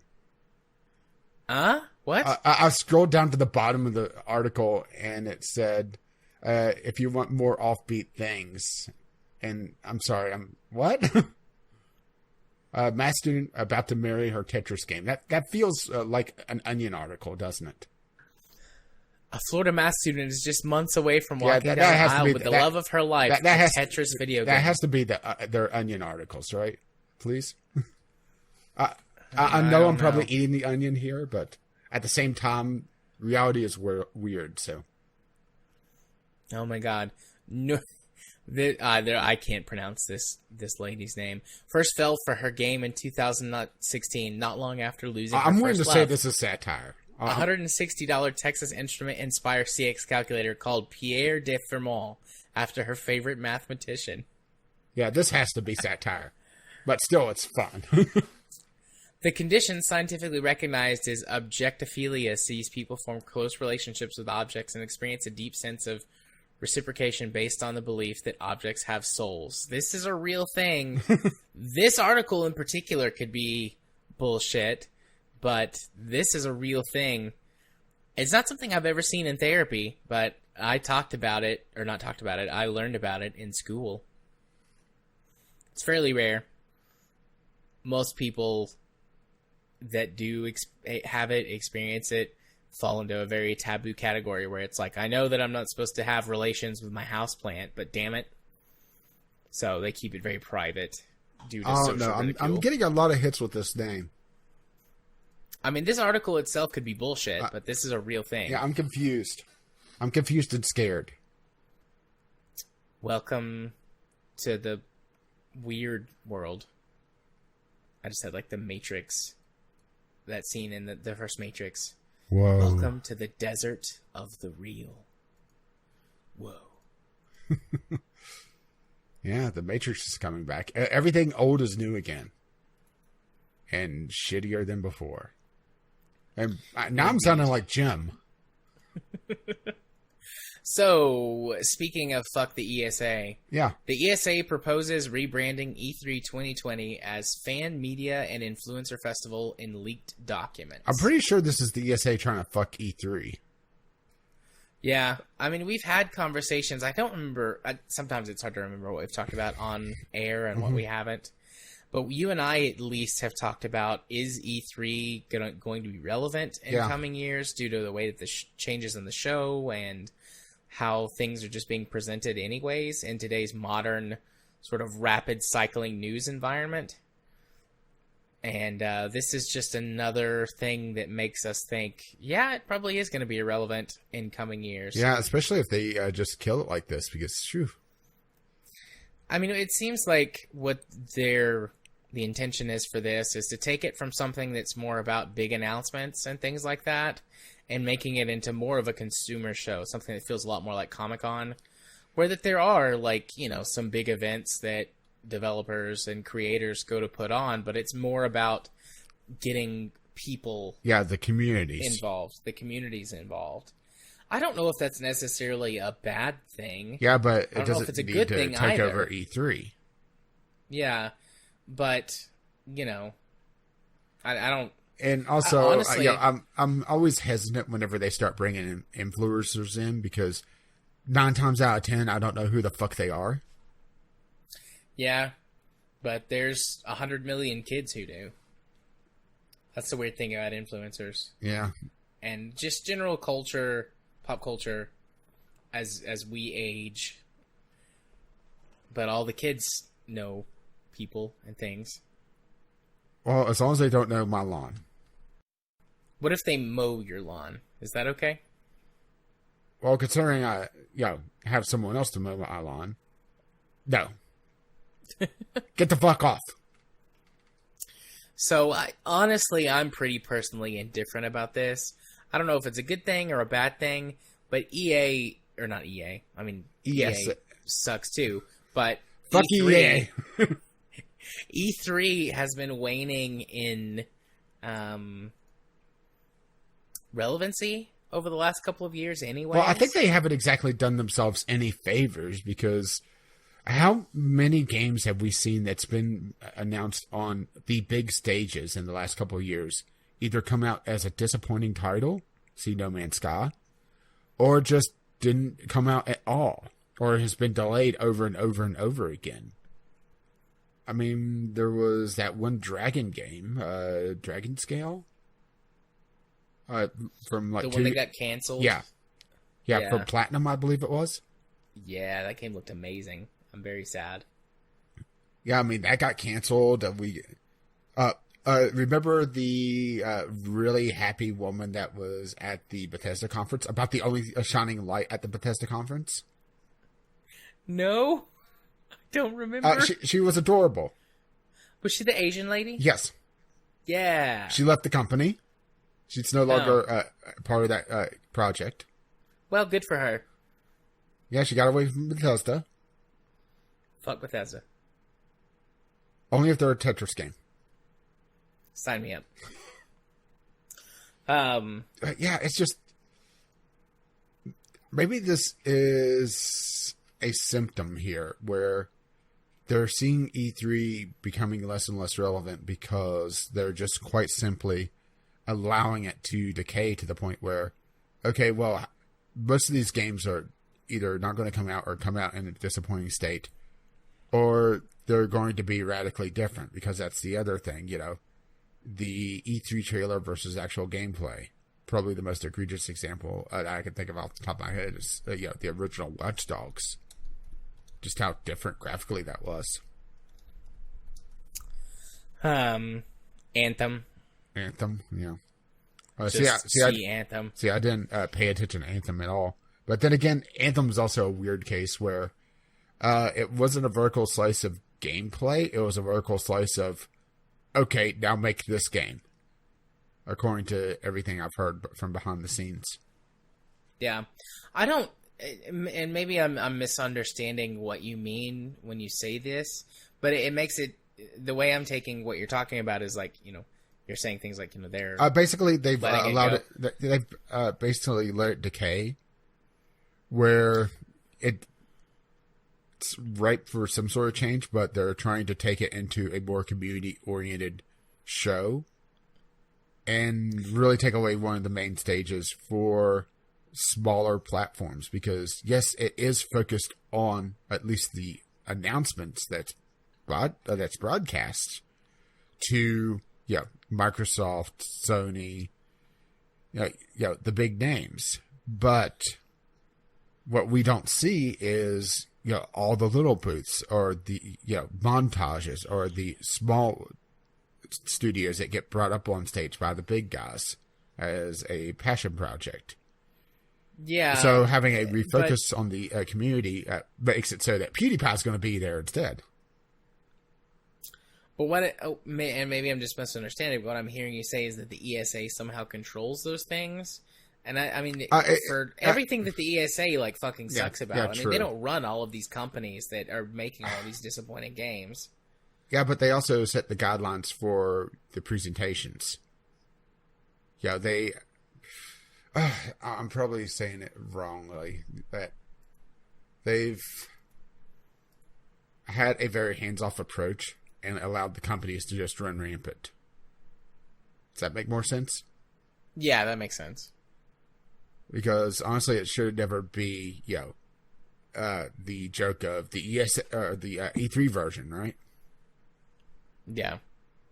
Okay. That's what I was fair. trying to say. It was that they've had too hands-off of approach, and game companies will be shitty if they have a chance to. That's what I was trying to say. Gotcha. Yeah, that wasn't... And I mean, that also could have just been me, but that wasn't coming across the first time you explained it. But I see. I understand now. And yeah, that makes sense. I agree. Actually, the idea itself of a community-focused event like this isn't bad in of itself. Okay, they need to workshop the name. I think that's fair, right? Yeah. But make it something separate. Yeah, they could do 2 separate events. That's a lot of work, though. Well, it doesn't have to be around the time of E3 either. Yeah, they are pretty fucking lazy, though. Yeah, I mean, they make you look like, you're on your game, huh? I know, they do. They really do. I've not released thousands of people's information online. Via a spreadsheet. An Excel spreadsheet, was it? I believe so. That was just, there on the server. The forum was just dumping into it. I mean, that's an amazing amount of laziness. Would applaud that, but I'm too lazy. Nice. I would say more, but I'm too lazy also. Well, how about we talk about somebody that hasn't been lazy? Yeah, let's talk a little bit about Steam with their new Steam library updates. We mentioned this last week, that it was going to be coming. It launched into, beta today. Yeah, open beta. Open beta today. And I have been playing around with it a little bit. Yeah, I played around with it some. I'm still on the, getting used to it phase, because let's just put it this way. When I had to load everything that initial time, it was laggy as fuck. Because I had to load in all the icons and everything else. But it does appear that it has a local cache for icons. So getting over that initial hump is a lot better. Yeah. I had quite a few things last week that I talked about that I was a little like, I mean, it looks okay, but depending on how they do this or that, it could be good or it could be garbage.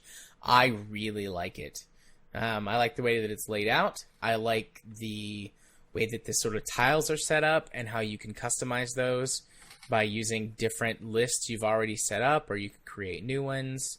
The look of, like, a lot of these features already existed in the previous one. Things like being able to go through the different types, or you could go through recent games, installed only games, things like that. But it was like a little drop down menu, and sometimes it didn't always work right. It wouldn't populate correctly, or it would freeze up.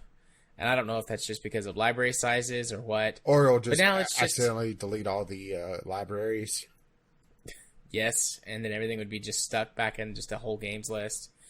But now you've just got a couple of simple buttons that you can toggle on and off for recent games, for only installed games, or for all of your games. You can switch the views up in a couple different ways. There's like a home screen that has got like recent news from games that you've played, your recent games by default, and then your various like a games list, which you can add to and customize those as you want. And then over on the list of games that you have, people who are playing games, they have little icons, little like the green Steam friend icon that pops up beside them. So for example, right now, Jim is playing No Man's Sky, surveying a planet, and I can just hover over the icon and it tells me what he's doing in the game. And I see he's playing No Man's Sky. And if I click on that, let's see, I'm doing this right now. So it doesn't look like there's a way to directly join him, but clicking on any game, but may just not be supported by that game. Oh, it might not. That's a good point. I've got some other people playing stuff. I can launch the game by right-clicking, although I think that is just for the game itself and doesn't quite have to do anything with the person. Oh, okay. All right, so here we go.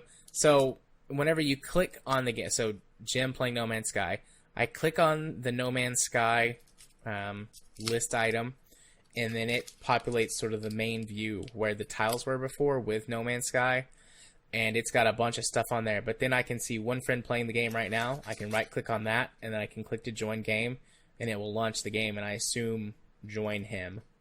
And scare the ever-living hell out of him. That's pretty cool how that works. You can just jump into games more easily with your friends. Yeah, I do find the game page itself a bit cluttered, but then again, it may just be a personal thing, and also some of the games I looked at probably just are more cluttered than others. Definitely, there's a difference between games, because I'm just looking at some different games right now.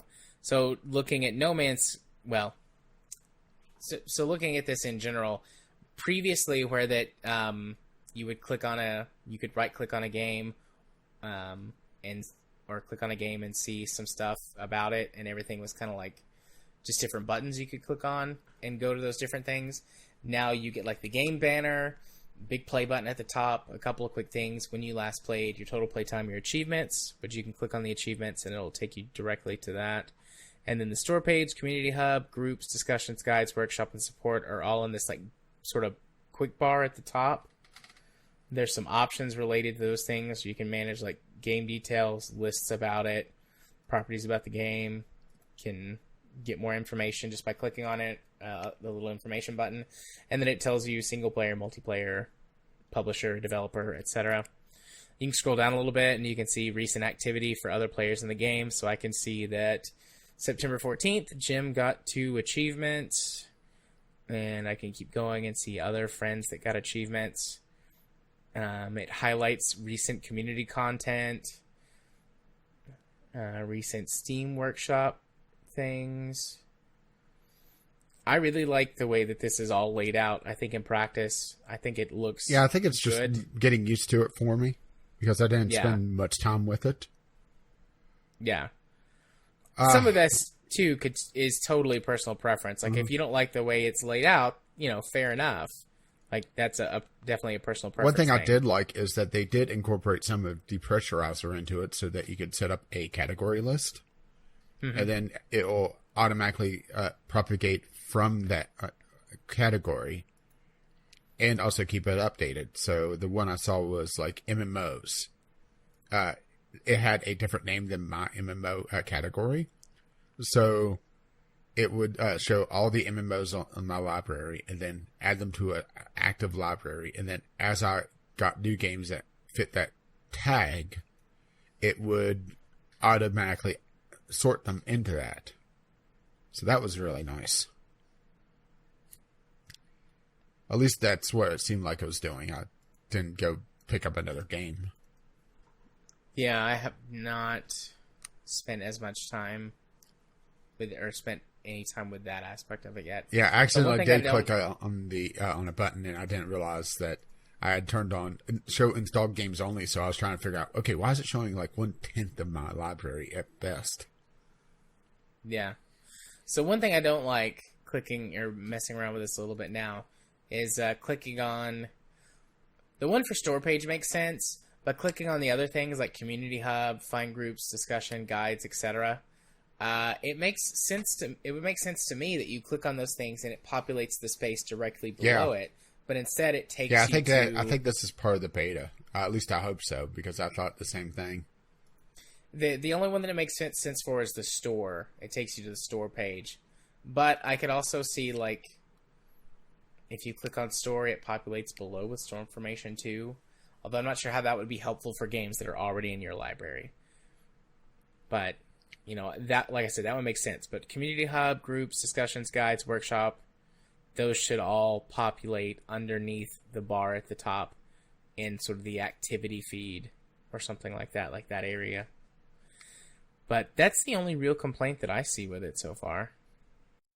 Yeah, I think it's just the fact that, still getting used to it, and also the fact that it is, beta is beta, right? Yeah. So I think we may see some more features added to it, which would technically make it an alpha, but let's go with it. But I think it's a good start. It's just, I haven't spent enough time to get used to it. Yeah. But it definitely, I think it drew some influence from GOG Galaxy, because it has a very similar tile layout. And it also has the same problem GOG Galaxy does, where a lot of games doesn't support that. So you end up with, some very messy tiles that you either have to mainly fix or just deal with. I hope in time, and boy, I'm probably going to regret saying this, maybe have some sort of community managed project where the games that do not have their artwork updated, they could have new artwork. Mm-hmm.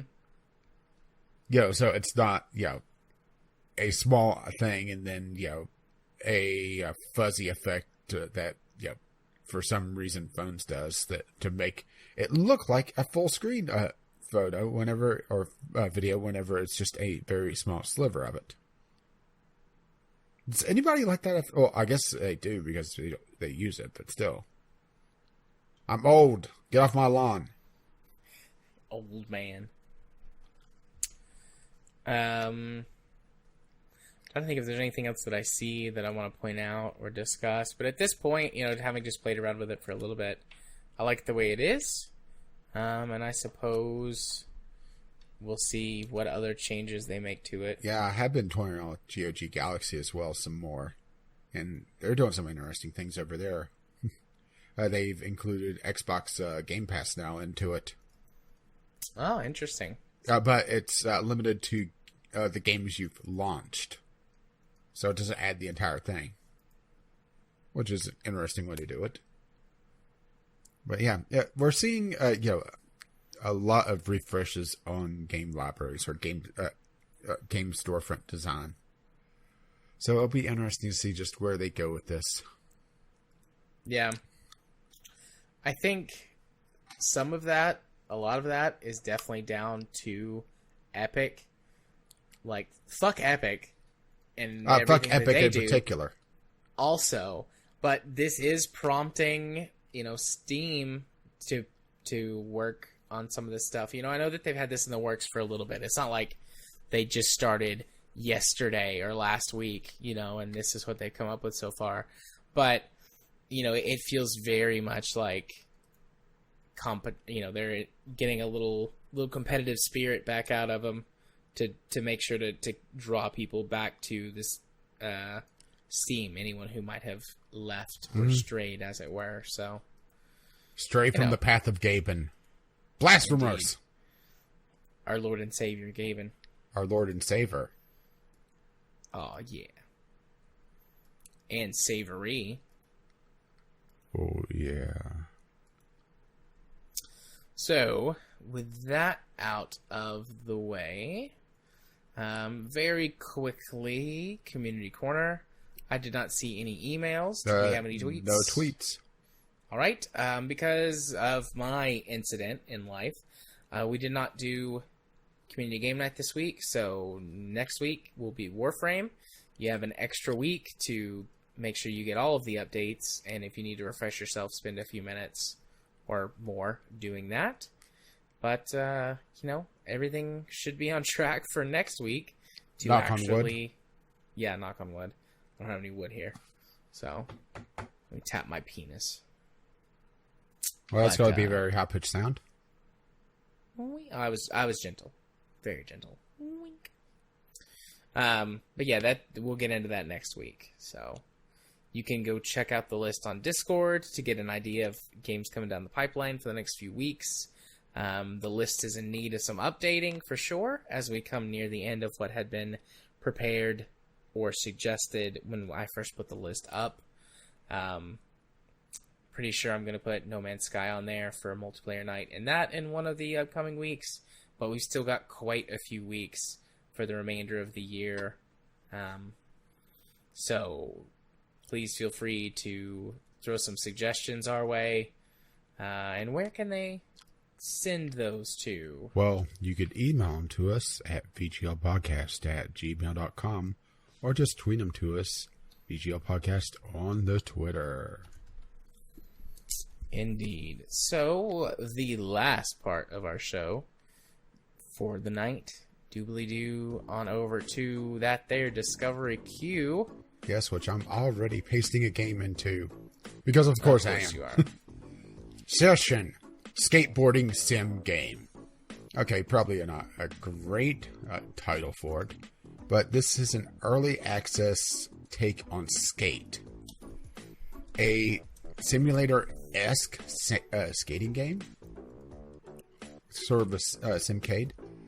Requires a gamepad to play, but it actually is pretty impressive looking so far.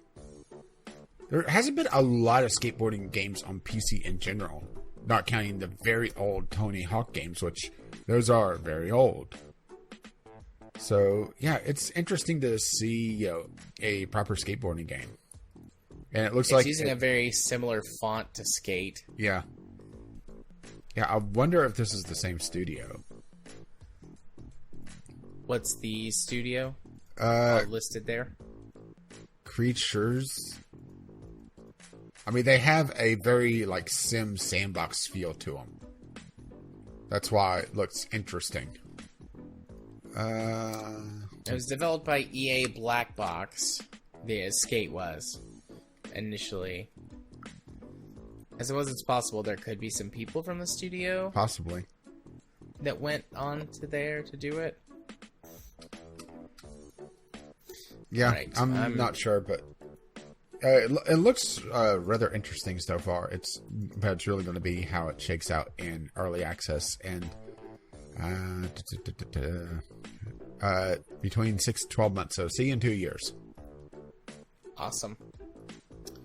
I don't have one yet. Really? I've got a lot of shitty garbage, not worth mentioning games. All right, fine then. So far. I wasn't going to ahead. put this, but what the hell, since you haven't gotten anything. Daymare, 1998. Third-person survival horror.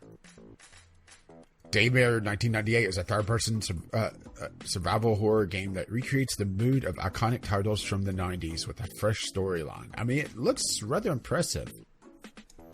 and it's not really rated at all, which is interesting. There's some very mixed stuff going on with it.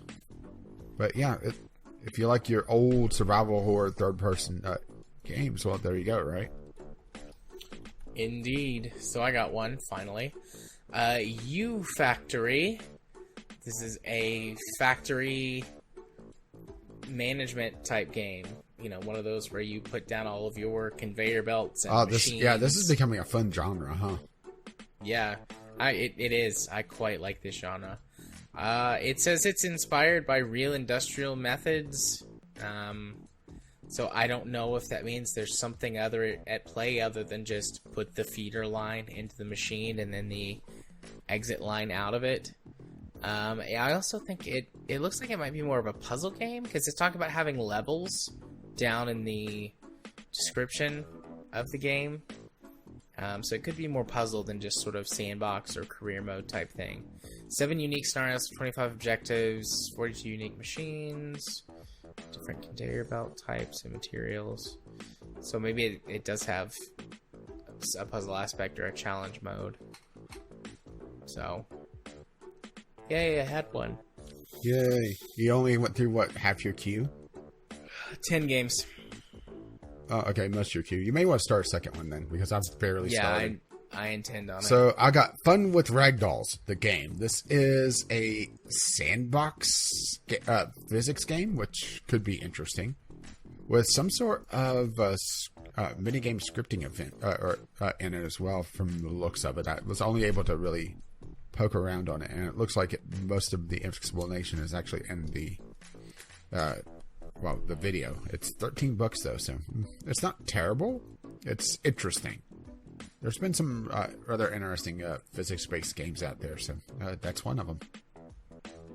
So I got one. This is going to be your game of the year, probably. Oh boy. Aquaculture Land. Aquaculture Land is an aqua farming management game. In this game, you act as a businessman that runs a freshwater fish farm. You'll manage all things related to fisheries, raise your fish, produce some high-quality fish, and fulfill the needs of your customers to get benefits for your business. Oh, no. I mean, Stardew Valley is adding fishing pools, So, I'm feeling conflicted, you know? Yeah. Yeah. It looks interesting. Yeah, it looks... I'll give it that. Yeah, it has a that sort of low rent farming game feel to it. Mm-hmm.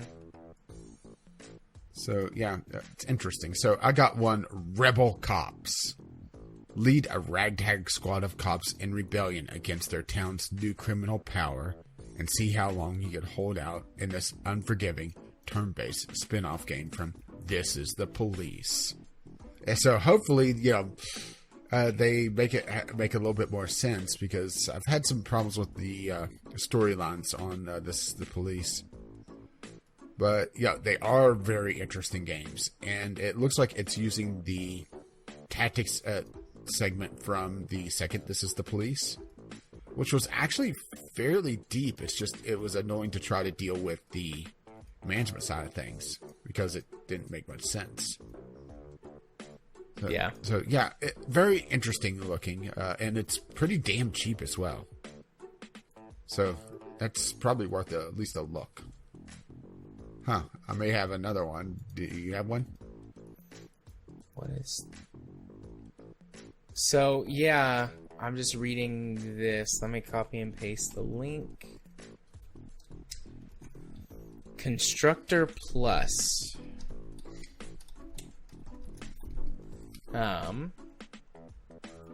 Constructor Plus is the definitive building simulation for the modern day tycoon. Build your dream town full of crackpot, undesirables, businesses, and quirky tenants while fending off your rivals in the eagerly awaited sequel to Constructor HD. With almost 3 times more content, building just got bigger. Huh. It's a really interesting looking art style for like a city builder. Well, this is it just looks no, this looks like it's trying to ape the art style from the original. Yeah, this is 90s era.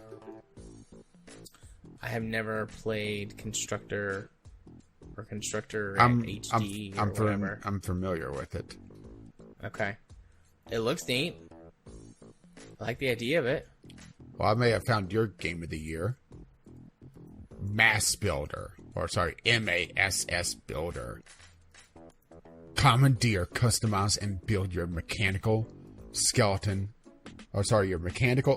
skeleton suit, your mass. And lead the fight against alien invasions bent on exterminating the human race. It's a mecha game with a hell of a lot of customization from the looks of it. I love mecha and customization. Looking at the screenshots for this gives me an Armored Core feel, which is good if that's what they're trying to develop, sort of a... Yeah, it looks like it's pretty fast-paced as well. And it looks like or at least it looks like part of the weapons are modular, so you could really customize things.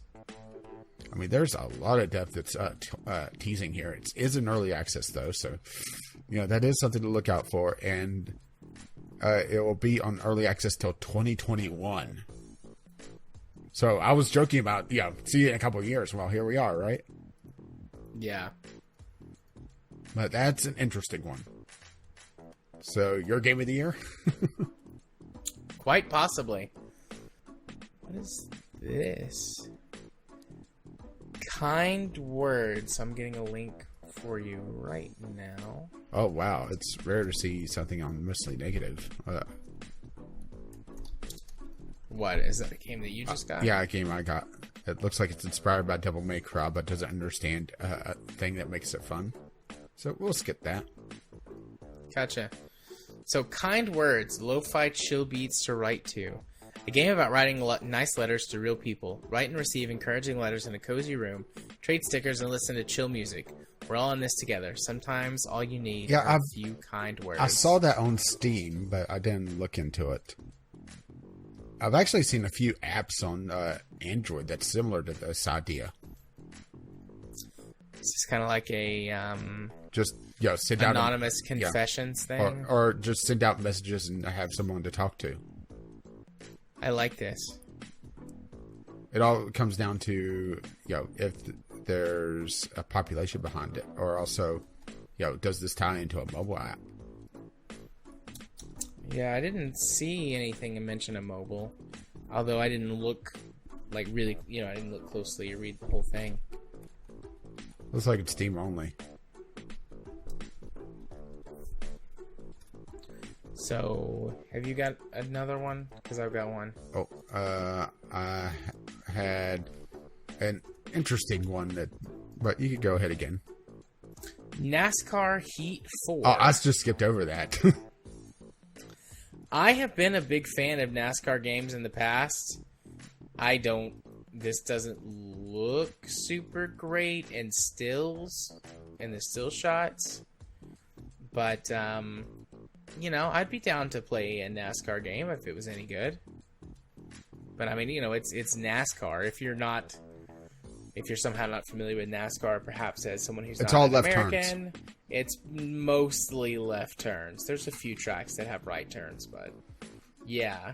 Yeah, but those are preferred by liberals. Well, I am a liberal, so. So, I got an odd-looking one. Not a crawl. A stolen enigmatic machine is your only way out. It's likely to kill you, but so will the hostile planet you're escaping. Pull levers, hack machines, and puzzle out how to pilot the nautical to freedom in this unusual atmospheric adventure, or die trying. This is a very interesting looking game. So you're essentially trying to figure out this really overly complex machine and escape. Mm-hmm. Very odd. I haven't seen anything quite like this. So, yeah. It looks like it's almost a VR game. But it doesn't look like it's VR only. So, that's good at least. Has the developer made anything else? Okay. Oh, that's the publisher that would help. Developer. Looks like they haven't. It's going to the publisher. So, yeah. I'm a fan of whenever I see something unusual, and this is definitely one of them. Oh, I just got kind words. Yeah, my list is done. My second list is done. So. Huh. Well. I got a remaster of an anime RPG, which there's... I think this is the sequel to another one. Ni no Kuni Wrath of the White Witch Remastered. Pretty sure this is a sequel to Neokumi. Yeah, it's talking about journeying back. So, yeah. So, I would say probably best to go play the first one. But, yeah, this one's coming out. It's good to see, you know, I'm pretty sure this was a PlayStation exclusive. I mean, it's absolutely gorgeous looking. Yeah, I think Ni no Kuni was originally a PlayStation exclusive. I don't think it is anymore now. Yeah, I think it's on Steam. So, yeah, it's good to see the PlayStation exclusives finally make their way over. What in the hell is this? It looks like it's not very good. That's what it is. It has some severe problems, so we'll skip it. So that was the end of the Discovery Queue. Yep. And mine also. Yeah. I ended up just going through the one, so yeah. What were you hitting that was just causing you to skip everything? A lot of those really, really shitty, like, tile anime porn games. Okay, Jared, the next time you start looking at them, just mark them as ignored. I do that. I mark them as ignored. Sure you do. They still show up. Sure you do. Sure they do. So I think we know what's really happening here. The algorithm is working. Maybe. It's working for what you think it wants you to see. So, that does it for our Discovery Queue, which means, Rage, it's time for you to hit him with the socials. Well, I've been Caffeine Rage. You can find me on YouTube, Gaming with Caffeine Rage. You can find me on Twitter, Gaming with CR. Maybe someday on Twitch, Caffeine_Rage. And if you wish to be my friend on, well, Steam, you find me, hey, how about that, Caffeine Rage there as well. And you have been... Gaming Psychologist. You can find me on the YouTubes by searching for Gaming Psychologist. Find me on Twitter at JMA4707. And you can be friends with me on Steam at JArthur4707. And if you wish to let them know exactly what episode of the podcast you're coming from, the password for this week is Confuzzle. Confuzzle. It's a good word. I had to go back to my list of random words. There wasn't anything that jumped down outside like, fuck blank in particular. Which is also a very good subreddit, by the way. Fuck blank in particular? No, fuck you in particular. Oh. Yeah, I've not sent you that one. Oh, well, I now know what the outro babble is going to be. But, well, I should say after this one, because once again, you can reach us at vglpodcast@gmail.com with your letters, voicemails, gaming-related topics, or just tweet them to us at vglpodcast. Our lovely, lovely patrons have made this absolute madness possible. You can find out more at patreon.com/VGLpodcast. And our lovely patrons have made, well, our Podbean account possible as well. VGLpodcast.podbean.com, which hosts the show notes, the RSS feed, links to everything we do. But you can also find us on iTunes, Google Play, or your podcatcher of choice. Our intro and outro music is On the Ground by Kevin McLeod and Dibbly Doo for the Discovery Queue is by the same artist. You can find all his work at incompetech.com and... As always, as his lovely music starts to roll across my voice. Bye-bye now. See you next time.